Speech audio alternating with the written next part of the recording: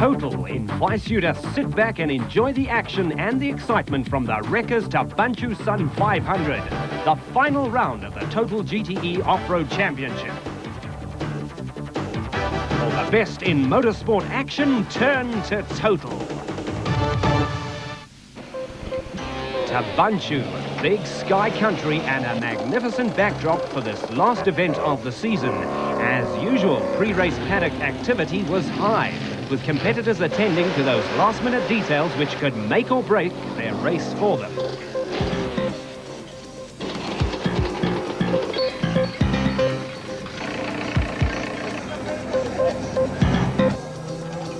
With championship points in some categories depending on this last event, nothing could be left to chance. Machines were checked and rechecked a dozen times. As was usual with off-road racing, everyone pitched in to help and assist drivers and riders before the race.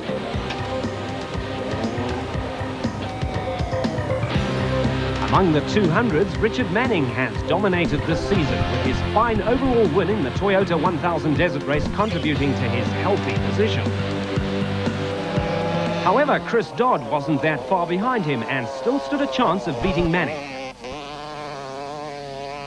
I'm the only really worry that Richard does have, because he dropped one race over the whole year, so with the dropping some points, if he finishes in with the points, then he'll take the championships. If he doesn't finish, I've got to actually win, so there's a chance.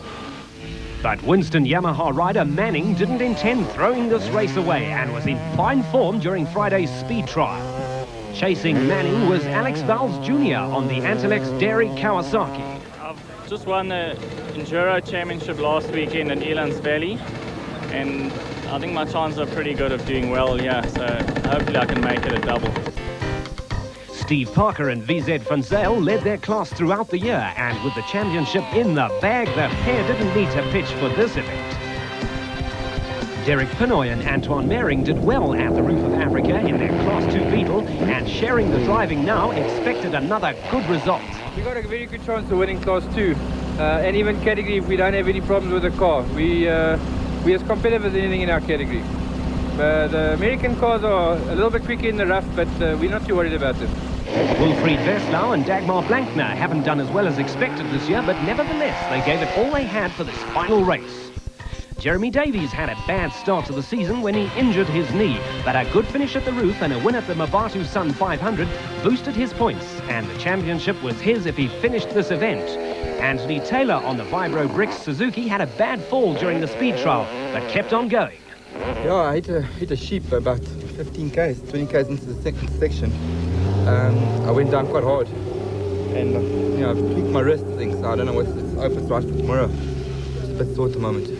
Team Green Kawasaki rider Jannie de Bruin led the class all year before the return of Davies, and now in third place was taking it easy. Die hoofdoel is om het laat te maak. Ek moet goed laat maak om punte te kry, so dis die hoofdoel. Fietsen probeer spaar en het laat te maak, maar ja, gaan voluit daarvoor. On his Truck Africa KTM, Davies, South Africa's only Total Paris Le Cup rally entrant, displays his superb riding style, despite a slight miscalculation. I must finish today, but it's also a problem to finish sometimes. When you go there to finish, it's more difficult than winning, but I'm here to do well, and I'll do my best. In the commercial vehicle category, Albert van Vuren and Piet Pelser have had no opposition this year. The Toyota Hilux featuring well at every event. Among the Class 6 buckies, Philip Milan and Richard Leek in their Toyota Hilux were out to beat the competitors Rainer Meintjes and Renier Jooster, the latter driving a Nissan Safari. Soos dat dit die einde van die jaar is, voel ek moet ons net klaarmaak en ons gaan so dit aanpak en ek is oortuig hierdie wedren gaan ons goed doen want ons is regtig baie rustig. Despite their fast pace, the Nissan team was worried about the muddy conditions. Nee, ons het gehoor maar by die ouens en ons sien dis baie nat. So ons is maar bang vir die water. Maar ons gaan maar kyk wat gebeur vorentoe. Mud held no terrors for the Free State team of Van Vuren and Pelser in their Sasol Toyota Hilux, who were on home turf in this spectacular part of the world. Ek gaan nou maar kalm ry. As ek laat ek net klaarmaak, soos jy sê, ek is al wat ek nodig het. Ek moet klaarmaak om my punte te hê, om al die titels te vat en niemand my kan vang. So ek gaan op my tyd ry en mooi ry, dat ek net probeer dat ek seker is ek maak klaar. Back among the 500cc motorcycles, the championship hadn't yet been won, and despite Kevin Tebbett's lead, a non-finish could have dashed his hopes. For Castrol Barber Spun 500 winner Cocky Bainham, it was to be his last ride under the Pro Honda banner. Kevin is 2 punte voor my, so die 500 klas is helemaal oop. Kevin Tappert train 6 punte, want hy moet nog 1 race drop, so hy is 6 punte voor my, so enigiets kan gebeur. Gaan 'n harde race wees, ek meen, enige van ons 3 kan wen.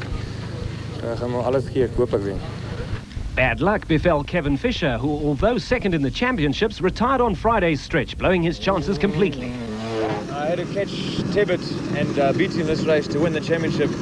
Unfortunately, my big end on my bike put a hole in my casing, and it put me out of the race. That's it, my whole year championship gone. Showing his speedway experience here was the ever-popular Kevin Tebbett, making this off-road business look so easy. I will try and go win the championship, do well. But I'm looking forward to it. I like this kind of country. I believe we're going on the mountains. I like it. I'm sure I'll do well. Bugs Carolyn and Kenny Skolthammer had their Special Vehicles Championship sewn up neatly, and their Porsche-powered Castrol Raceco was ready to make mincemeat of the other competitors. Greg Weeble and Warren Claassen have shown incredible form in their debut season, with a 2nd overall at the roof, proving they've got what it takes. Raising some dust in their wake were Richard Schilling and Robbie Walk in the Motortech Raceco, who in turn were being chased by Klaus Degener and Robin Yates in the very muddy Duckham's Chenoweth. I'm just going to go and do it in the roof. We're going to drive hard. I think Warren's going to navigate it as well as he did in the roof, and I think that gave us a big opportunity in the roof because we never really wrong slotted, and that's how we're going to do it today. We're going to stick with the front runners and see what we can do on tomorrow. Tomorrow we race. Some raced and some had bad luck. Class 9 driver Fast Fred Levesque had problems when his Motortech Chenoweth hit a hole and he lost a wheel. Although off-road drivers can normally make a plan, Levesque was eventually forced to concede defeat for the day and limp home on 3 wheels. Despite all this, he was back on the start line on Saturday morning on 4 wheels. Back among the Class 8 space frames, and Carolyn and Skolthammer were purring along nicely in their Raceco, despite earlier problems with ignition boxes. Basically, I just have to finish to win the championship. It will be my 3rd championship in a row, and that equals Des Tarberton's record, and Des was always a man that I admired, and it's good enough for me. Saturday morning's start was a 7 o'clock one, with Richard Schilling and Rob Walk leading the pack. I believe that the second loop is really where it's quite tough. So I believe that's where the race will be sorted out. The last portion is very fast and there's not too much skill in that area. So the second loop is where the race will happen. This is all part of the new image I'm going to portray from it now on. I've been responsible for a lot of the degradation of this sport, and I feel myself now responsible to provide a little bit of upliftment. It's time we had a better class of character in this off-road racing. This muddy mechanic image has to disappear in future.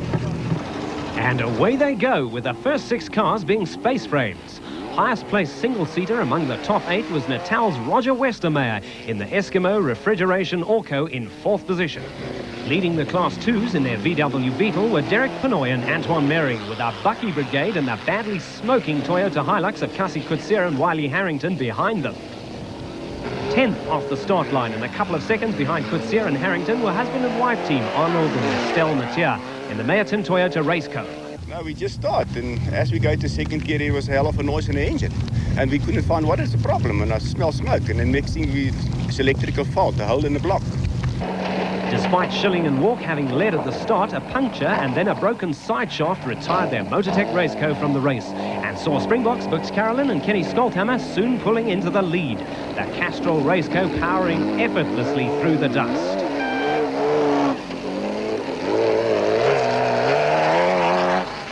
Klaus Degener and Robin Yates had started second, but a wrong slot here lost their Duckham's Chenoweth a few precious seconds. Degener has a reputation for foot-flat driving, and there was no doubt he'd make up the time easily. Besides, there's nothing he enjoys more than a top-speed dice with rival Carolyn. Leading Class 9 and third overall was Roger Westermeyer in the Eskimo Refrigeration Orco. Older vehicles like his suffer more punishment at these speeds than do the imported cars. The drivers always hope and pray their cars will last the race distance. For a change, the off-road gods were smiling on Philip Ballon and Richard Leek, whose powerful but not always reliable turbocharged Toyota Hilux had moved up to fourth overall and first in Class 6.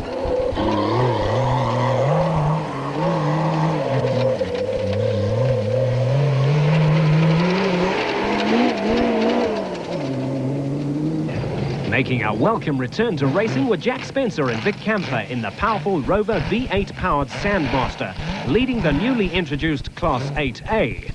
This class differs from the other Class 8s in that it incorporates only the older space frames as opposed to the newer high-tech American imports. The idea is to even out the chances among the Class 8 entries, usually the most competitive class in off-road racing.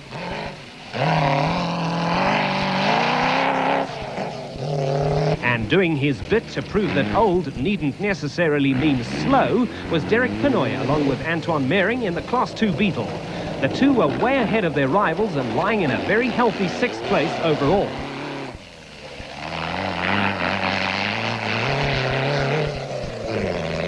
Class 5 leaders were Alfred van Veeren and Peert Pelzer, who've reigned supreme in this class throughout the season. Their Toyota Hilux was lying 9th overall, and with the commercial vehicle category already theirs, finishing this event was merely a formality for them. Also class leaders, but this time of Class 3, were Theo Coetzee and Ian Wedderburn in their Chevy 510, who are lying 15th overall. Right behind them, Stratford Voigt and Guido de Greef led the charge in the Class 4. Their powerful American Toyota Hilux sounding very strong as they blasted their way through the dusty field. The Gilo Engineering Bucky was making steady progress along the route, having moved from 23rd to 16th position. More class leaders, this time in the form of the PC Warehouse Class 10 Orco, driven by Ferdy Petersen and navigated by Martin van Eerden, who was successfully keeping the opposition at bay. Meanwhile, at the motorcycle start, Alfie Cox was ready to race in his third national event since his recent return from the USA. Yesterday was very, very fast, and today we believe it's going to be a little bit tighter as we get further out, but coming home again is going to be very fast again. So, you know, the guy with the fastest bike could pull it off today, and, you know, I'm worried about the 500s. You know, they just got so much more speed than our 250s. So if we can pull a gap before the last 100 kilometers home on our 250s, we could probably pull it off. I think the 250s and the 500s, it's not much of a difference here, because the race is very fast and open. So I think they're very equal over here now. I think we'll have a good day today. In the motorcycle category, the 250 and 500 classes were expected to be the front runners, with flat-out speeds bound to thrill the spectators along the way. First off was Jeremy Davies on the familiar Truck Africa KTM, followed by fellow Springbok Errol Dalton on the Hatz Diesel Kawasaki. Natal's Alfie Cox has an inimitable riding style, and here he and his Fortfire Kawasaki show why he's considered one of South Africa's best riders. Powering his way through the Thaba Nchu Bundu on his Pelham Products KTM was John Hodgson, who was sitting fourth in class and riding as consistently as always.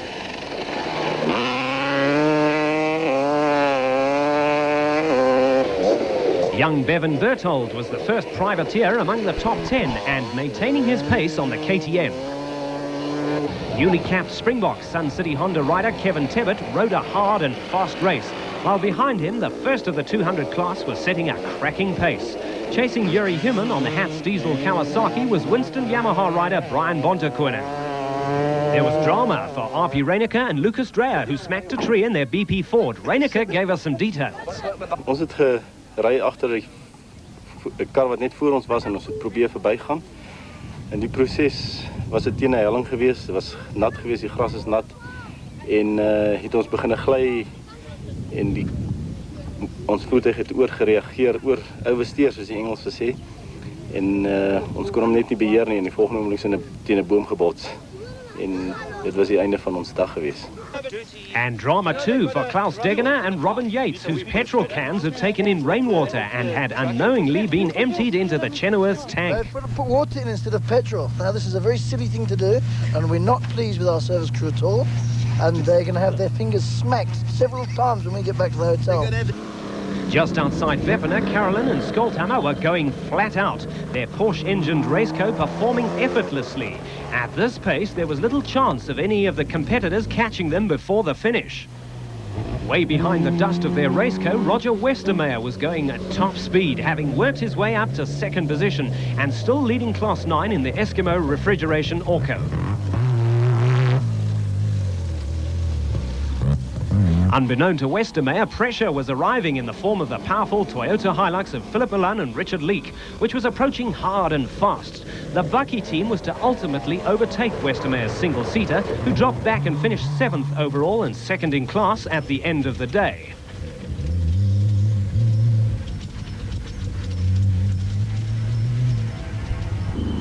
Lying 5th and going like the clappers were the Mateers in their Mayerton Toyota Raceco. They've had a relatively unsuccessful year in their new space frame, but were hoping to end the season with a good result.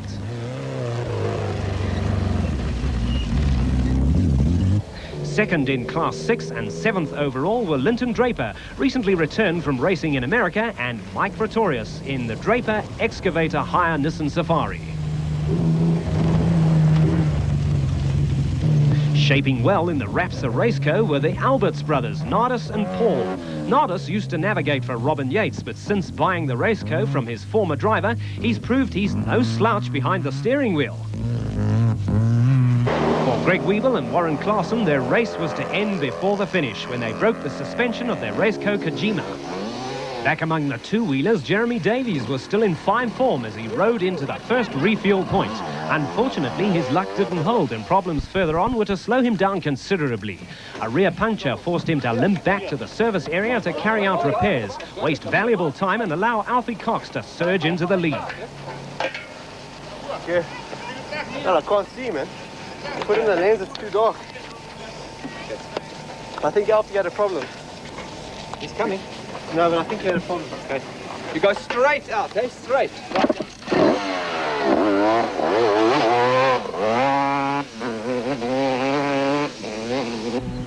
And Alfie was indeed on his way. With not just one, but two moose problems and then running out of fuel, Davies was to drop way back down the field while Cox took the lead and stayed there for the remainder of the race.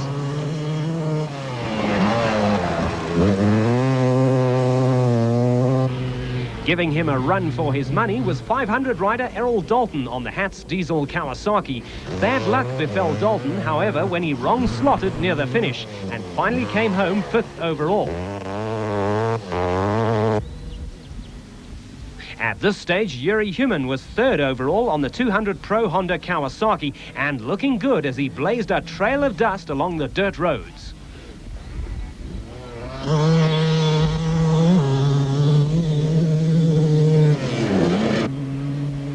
Barreling along at a good rate of knots on the Pelham Products KTM was John Hodgson, who didn't seem at all bothered by the dusty conditions which made visibility difficult at times.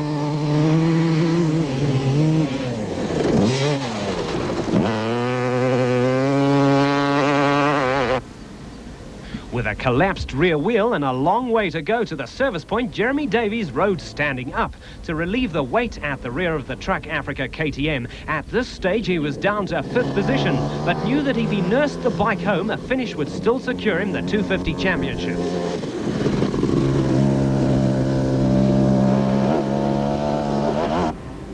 Ever the showman, Winston Yamaha rider Brian Bontekoning was going along in fine style.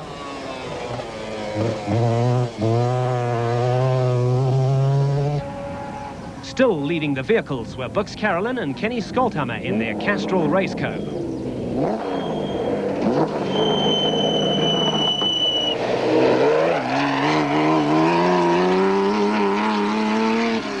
Lying second were Philip Milan and Richard Leek in the Toyota Hilux, applying pressure from the rear with the two racecos of Arnold and Estelle Mateer and Nardis and Paul Alberts.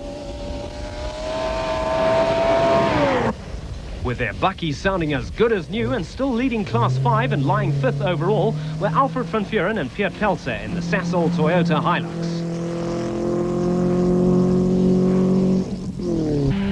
Restoring the honour and glory to Natal was Rob Gibson in his Sealcoat Chenoweth, who after overtaking Roger Westermeyer went on to win Class 9 and take a well-deserved 6th overall. Lying second in Class 2 behind Derek Pinoy and Antoine Mering was Wilfried Westlau and Dagmar Blankner in the VW Brett Van Beetle. Making incredibly good time was Harry Roscoe in the Protea Playing Card Raceco. Due to wrong slotting the day before, Roscoe had started the second section half an hour behind the leaders. His troubles weren't over yet, though, and later he was plagued by engine misfires. Putting in a good show in Class 6 were Cliff Barker and Mike Redden in their SVM, who are lying third in class. Barker is one of the original designers and developers of the SVM, and if anybody knows how his vehicle works, Barker does. Off-road stalwarts Jackie Weldon and Andy Peaceful, who are lying second in Class 5, have had a consistent season in their new Comnitech Isuzu, a vehicle much faster and reliable than their original Class 10 Space Freight. Back on two wheels, and Alfie Cox was still in the lead on the Fort Fire Kawasaki, a blaze of bright green among the Thaba Nchu countryside. Lying a spectacular second was Yuri Human, who was obviously having the time of his life on the Pro Honda Kawasaki and making it look all so easy. Behind Human was the Pelham Products KTM of John Hodgson, as skillful as ever and still going consistently fast.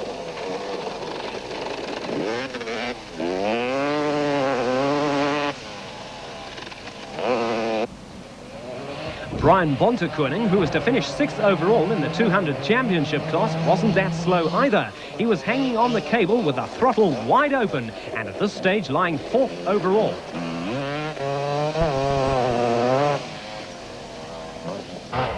Dropping back to 5th place, which is where he eventually finished, was Errol Dalton on the Hatz Diesel Kawasaki. Nevertheless, he still finished 3rd in the 500 championship class, only 12 points behind leader Kevin Tebbett.